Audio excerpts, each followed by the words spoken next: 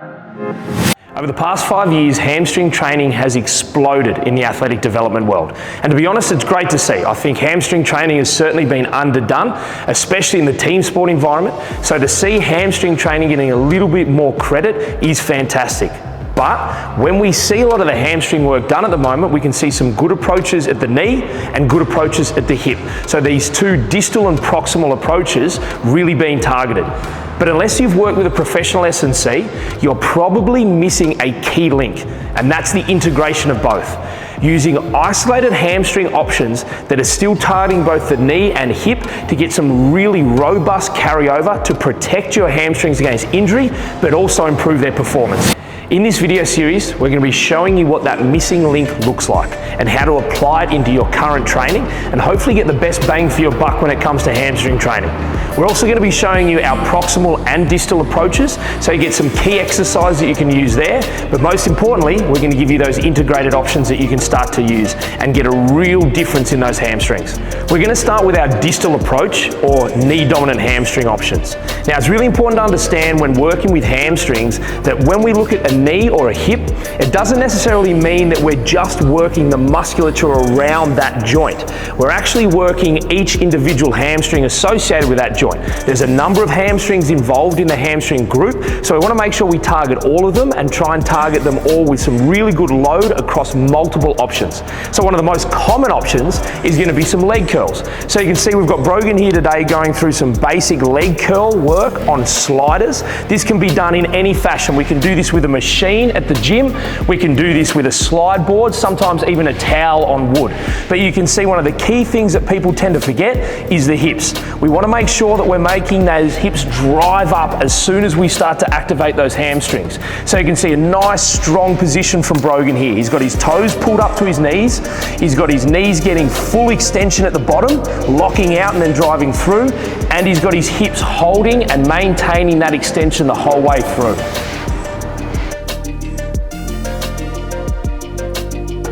Another common one we see, especially in public gyms, is a Nordic curl or a Nordic fall in this case.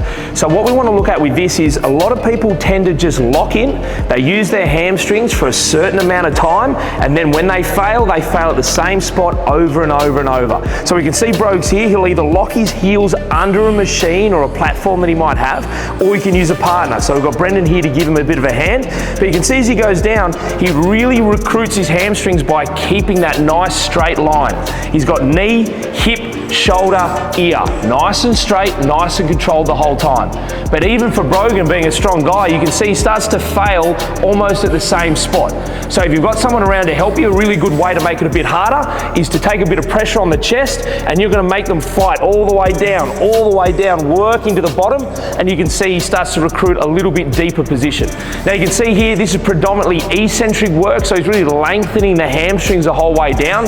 If you want to make him come back up again, make a more concentric pattern, he can start to come down, I can work with him, and when I decide he's gone far enough, I say now come back up, and I can give a bit of a push, but now he has to fight to come back up as well. So we're getting that dual action as well. Our first exercise to kick off our proximal or hip dominant hamstring option is an oldie but a goodie, and something that probably people overlook because it is such a traditional exercise, but still is one of the best bang for your buck options when it comes to hamstring training. Classic barbell RDL, nice and simple. So a Romanian deadlift position, you'll see he'll stand up here with the bar. As Brogan hinges over, we want to soften the knees to about 20 degrees. That's all we need, and then everything else comes from the hip. So soften the knees, he hinges over, he's going to find that hamstring stretch in the back. That's what we're hunting the whole time, and hinging over. As is at the bottom, I'll get him to demonstrate what a lot of people do wrong, is they'll soften the knees more and more. So they'll start driving those knees forward and turn it into a more conventional deadlift. We want to make sure we don't have that extra knee bend. We soften to start. Now everything is from the hip, everything's stretching out that hamstring. Now, everyone's going to be slightly different. Someone might have a more flexible hamstring, someone may not, which means that knee angle does change a little bit, so does the range. Just work within the limits, and each individual is going to have a different range, but we still want to hammer that hamstring in every aspect we can. So now we've ticked off our proximal approach, our distal approach, and to be honest, Most of it you may have already seen before. There may have been some little tweaks that'll make it better for you, but honestly, most of those exercises are things that athletes are already doing today. But the one missing link that so many people do not complete is the integrated approach. And that's what we're going to go through today. And it's really important with integrated hamstring training is that we actually attack both the proximal and distal at the same time. We want to have musculature working at the same time, joints changing angles at the same time, because in a game environment, that's what happens. We want to isolate to integrate. But sometimes people jump the isolation stage and push all the way through to the integration stage with big global movements. We want to still integrate whilst keeping a strong focus on the hamstrings. So the first option we can use with our integrated exercises is a Harrop curl with a pulse. So we're starting to use the same Harrop position that we used in our previous video, but now we're starting to add a little bit more extension to build up to our final razor curl that we're hunting. So Brogues here's back, set up in his Nordic position. He's going to hinge over in a Harrop style movement like he's done before. And right at that deepest position, he's going to pulse 3 times. He's going to try and get out and back, out and back. So we can see that full hip flexion, and then he'll start to open the knees up, starting to utilize that knee movement the whole time.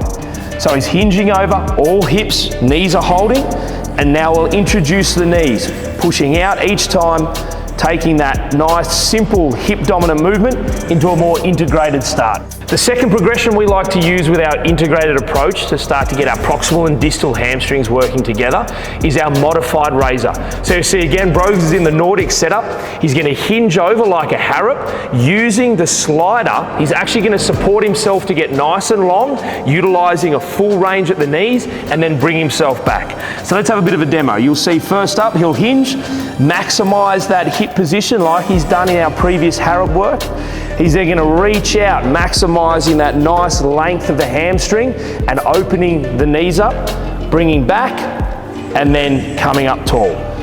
Now, as Brogues goes through the second option, I want you to pay attention to where his femurs are. So you can see his thigh is straight up and down here.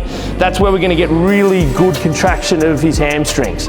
As he comes back, he's not going to let his thigh come too far back. We want to try and keep that up and down or vertical to make sure those hamstrings are still engaging. As soon as his bum drops back towards his calves, it's going to make it too easy for him. So you can have people that cheat with this, so make sure that that bum doesn't drop back. We're making sure that that femur is straight up and down the whole time. So our third and final option we want to try and progress to when it comes to integrated hamstring training is our razor curl. One of the hardest options to do, and we're going to see Brogues here demonstrate a perfect one for us. So exact same position we've been working with, on the knees, having a partner behind. Again, if you want to use a rack or a machine to recruit under the heels, fantastic. But what we'll see from Brogan is in a minute, he's going to hinge over, maximize that hinge, and then press out as far as he can go. We want to get the nose to the ground and then drag that nose along. Now everyone's going to have different ranges. If you can't get completely out, that's okay. It's still impressive and still a really good carryover if you can get at least 80% of the way. So a bit of a demonstration from Brogues now. He's going to hinge on over. So once he's out, he's going to pull back using those hamstrings and driving through, keeping that head low. So as you would have just seen, the integrated approach really is that missing link to your hamstring work. And it is certainly a great way for us to build robustness and also improve the performance of your hamstrings when you return to sport. If it's something that you're interested in, and if it's something you feel like you need more help with, you can click the link and be connected with any one of our staff to look at the next step.